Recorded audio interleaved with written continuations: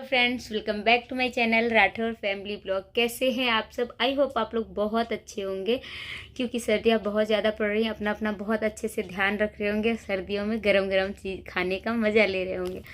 तो आज आने वाला है दोस्तों ग्वालियर के किले। हम लोग गए थे घूमने ग्वालियर किला, तो उसका ब्लॉग। तो आप लोग ब्लॉग को एंजॉय कीजिए, ढेर सारा प्यार दीजिए। अगर आप मेरे चैनल में नए हैं तो प्लीज़ चैनल को सब्सक्राइब करिए, वीडियो को लाइक शेयर ज़रूर करिए और ढेर सारा प्यार दीजिए। तो आप लोग ग्वालियर के ब्लॉग को एंजॉय करिए। आ चुके हैं किला, मेरा दूसरी बार है। तो इतने साल राठौर जी को कितने साल हो गए रहते ग्वालियर? 30 साल में राठौर जी की तीसरी ट्रिप है। मेरी दूसरी है। अरे वो बनाओ बढ़िया किला दिखाई दे रहा है। अरे यार पहले हम लोग एक मिनट सर, ये है हमारे गाइड जो आज हम लोगों को किला घुमाएंगे। तो चलिए घूमना स्टार्ट करते हैं और इनसे यहाँ की हिस्ट्री भी जाने। ये जो आप देख रहे हैं महल, इसको हम लोग कहते हैं मान मंदिर पैलेस। ये महल जो है मान सिंह तोमर ने 1486 से लेके 1516 में बनवाया था।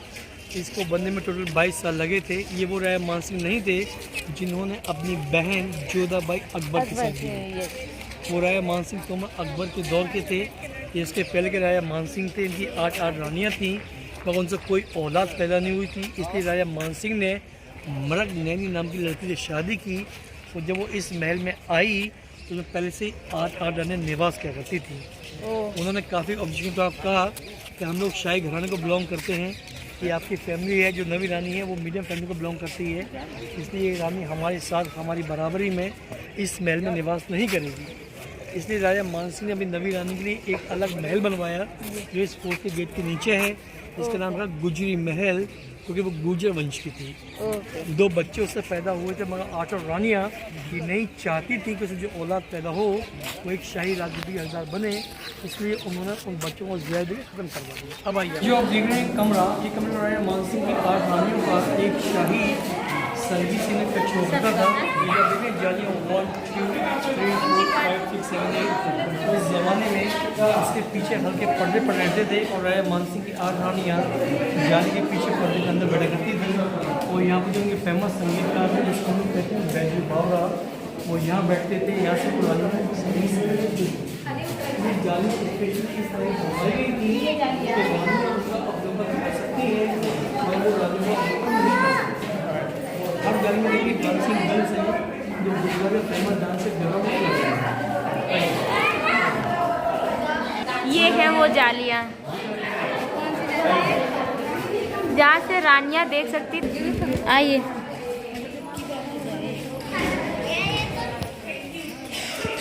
हमारे ये जो हम देख रहे हैं कमरा, इससे हम लोग कहते हैं मान मंदिर। जो अभी खिड़कियाँ बनी गई हैं, इसके अंदर पूर्व लॉर्ड ब्रह्मा विष्णु शिवा की सभी जो थे ऊपर जो अभी छल इसके पर्दे पर रहते थे। जब राजा मान सिंह पूजा करने के लिए आते थे तो ये सारे पर्दे खोल दिए जाते थे। जब उस पूजा समाप्त कर लेते थे तो वो भगवान से पूजा करने के बाद जिसका एक राउंड दिया करते थे उसका ये सारे पैसे स्टोन इस कोड को कैप्चर किया। ये देखिए किसने कैप्चर किया? किसने? इब्राहिम लोदी। ये कोर्टयार्ड राजा मान सिंह का दरबार एक खास हुआ करता था। राजा मान सिंह इसके ऊपर बैठा करते थे। उनके जो VIP रिलेटिव्स हुआ करते थे जिसको लोग कहते हैं अतिथि देवो भव, तो इसके ऊपर बैठा करते थे। रानी इसके पीछे बैठा करती थी और मंत्रिमंडल के लोग यहाँ नीचे बैठा करते थे। जब कभी भी राजा मान सिंह को अपने राज्य के हक में कोई विशेष फैसला करना पड़ता था तो फैसला राजा मान सिंह मंदिर के समक्ष ईश्वर को साक्षी मान के किया करते थे।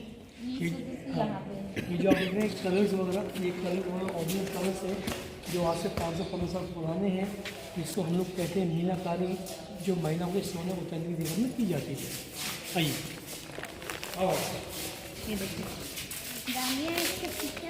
बहुत पुराना है ये ना, तभी आज भी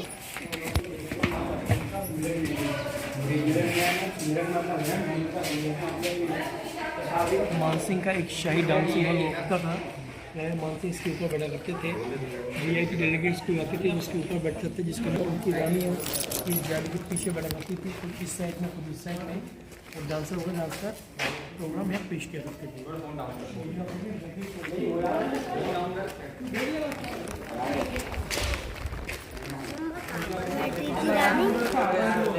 हाँ, रानी कहाँ पर बैठती थी?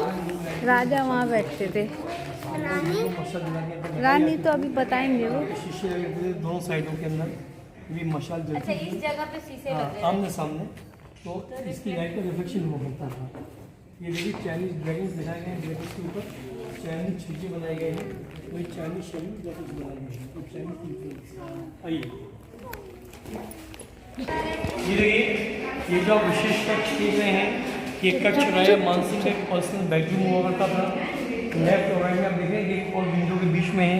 ये उस ज़माने के ओल्ड AC सिस्टम हुआ करते थे, जो बगैर किसी बिजली के चला करते थे, क्योंकि उस वक्त बिजली थी नहीं। चलते कैसे नहीं रही है गर्मियों में देखिए, अब देखिए गोल ढक्कन लगा हुआ है पीठ में पत्थर का, इसे खींच के बाहर निकाल लेते थे। इसमें एक बैम्बू डालते थे चंदन का, जिसका सब बाहर आधा अंदर, उस पर 2 चंदन के पंखे बनाकर लगाते थे, एक बाहर एक अंदर, और ढक्कन लगा देते थे, एक फैन बाहर एक अंदर। इसमें टैंक था, इसमें पानी भरकर परफ्यूम लगा करते थे। ये जो गेट का एक खसखटी से कवर्ड हुआ करता था। ये जो किला है, ये ज़मीन के लेवल से 325 फीट की ऊंचाई के ऊपर है, और सी लेवल से 825 है। गर्मियों में गर्म हवा, जिसको हम लोग कहते हैं लपड़ी लू, काफ़ी तेज चलती है। उस दौर में जब गर्म हवा चलती थी, तो जो बार फैन का चंदन पे बना हुआ, वो ऑटोमेटिक घूमा करता था। जब वो घूमता था तो अंदर को और भी तेज घुमा करता था। जो हवा इसमें आती थी वो कोल्ड प्रेशर परफ्यूम है, ऐसे कूलर सिस्टम। आइए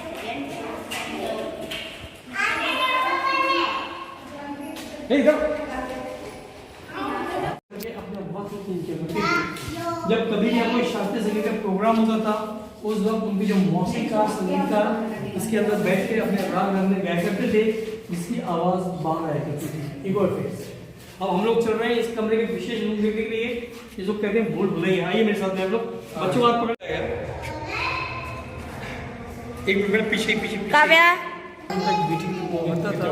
जब राजा मानसिंह कहीं जंग में जाते थे, तो उस वक्त उनकी आंचों रानियाँ इस कमरे में इकट्ठे एक साथ निवास करती थी, और सामने से फ्लैग बच करती थी, जो सन फ्लैग से नहीं लगता। कोई राजा का जहमत शहीद होता था तो उसका फ्लैग छुप जाया करता था। जब राजा मानसिंह शहीद हो गए और उनका फ्लैग छुप गया, तो राजा समझ गए हमारे राजा वीर गति को प्राप्त हो गए, तो उन्होंने यहाँ पर कपड़े लगवा दिए अंधेरा करने के लिए, ब्लैक ड्रेसेस पहन ली और हाथ में नंगी तलवार लिए। एक रानी लेफ्ट में खड़ी हुई, एक राइट में। 2, 4, 6, 8 ये विशेष दरवाजे छोटे इसलिए बनवाए गए थे कि अगर कोई दुश्मन इन कमरों में आना चाहे तो स्ट्रेटली छुप के आएगा। जैसे कोई दुश्मन इन कमरों में आना चाहता था, और जैसे वो अपनी गर्दन झुकाता था, रानी से गर्दन कलम कर दिया करती थी। इस तरह उन्होंने काफ़ी लोगों को इस कमरे के अंदर मारा। जब उनकी हिम्मत टूट गई, रानियाँ मायूस और लाचार हो गई। उस वक्त उन्होंने अपने आप को और अपनी इज्जत बचाने के लिए जौहर कर दिया। आइए फांसी का पहला कमरा है, मगर उस ज़माने में टैंक काफ़ी बड़ा हुआ होता था। ये टैंक पूरे कमरे में टैंक था। राजा मानसिंह की 8 रानियाँ होली के विशेष त्यौहार वाले दिन इस टैंक में पानी में गुलाब के फूल, रंग, केसर और करती थी, इसलिए इसका नाम केसर कुंड। जब उन्होंने देखा तो उनके राजा शहीद हो गए, तो उन्होंने काफ़ी लोगों को उस कुटरी कमरे में मारा। जब उनकी हिम्मत छूट गई, रानी हमारी से लाचार हो गई, तो उन्होंने इस कुंड के अंदर चलने के लिए लोगों की आग लगवा दी और ऊपर से कुंड का खत्म कर दिया, छोड़ दिया। इस टाइम को विशेष छोटे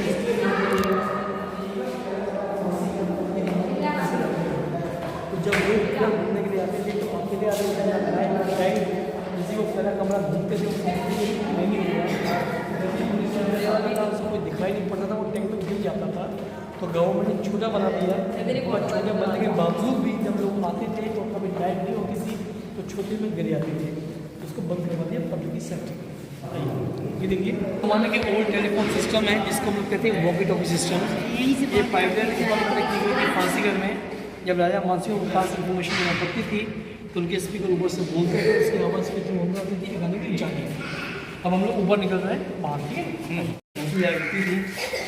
ये सुरंगें इस तरह की नहीं थी कि इसमें आप प्रवेश कर जाए तो डायरेक्ट आगरा दिल्ली पहुँच जाए। ये सुरंग विशेष तौर पर इस तरह की हुआ करती थी कि इसके अंदर प्रवेश करने के बाद 6 किलोमीटर आपको बाइक को चला पड़ेगा अंडरग्राउंड सुरंग के अंदर।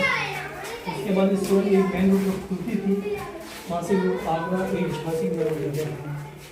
19वीं सेंचुरी के अंदर ब्रिटिश को मिला जिससे जे भी खेत ने इसके अंदर ट्रेन सोल्जर दिए थे इसके रास्ते की मालूमात करने के लिए, और यहाँ पे लोग बाहर निकल सकते हैं, रास्ते करके आ सकते। इसलिए इन खुफिया रास्तों को अब हमेशा हमेशा के लिए बंद करवा दिया है पब्लिक की सेफ्टी।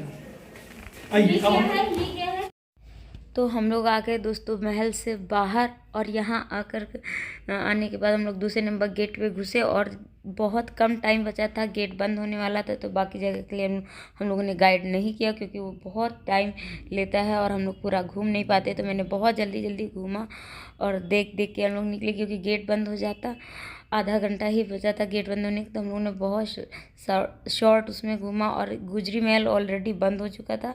तो यहाँ हम लोग ऊपर चढ़े कि यहाँ से गुजरी महल ऊपर से दिखता है। तो चलिए हम आपको दिखाते हैं गुजरी महल, और ये देखिए कितना सुंदर नज़ारा है, बहुत अच्छा लग रहा था। सर्दियों में घूमने आए थे, बहुत अच्छा लगा। और ये है दोस्तों गुजरी महल, जिसे आप देख सकते हैं, बहुत अच्छा लग रहा था और थोड़ा डर भी लग रहा था क्योंकि बच्चे थे साथ में छोटे छोटे। और ये है महल, और पूरा शहर भी बहुत अच्छा लग रहा था। फिर हम लोग आ गए गुरुद्वारा। तो यही था दोस्तों मेरा आज का ब्लॉग। आई होप आप लोग ब्लॉग को एंजॉय करेंगे और ढेर सारा प्यार देंगे। तो जल्द मिलते हैं नए ब्लॉग के साथ में। Thank you for watching my blog. ढेर सारा प्यार दीजिए और चैनल को ज़रूर से ज़रूर सब्सक्राइब कीजिए।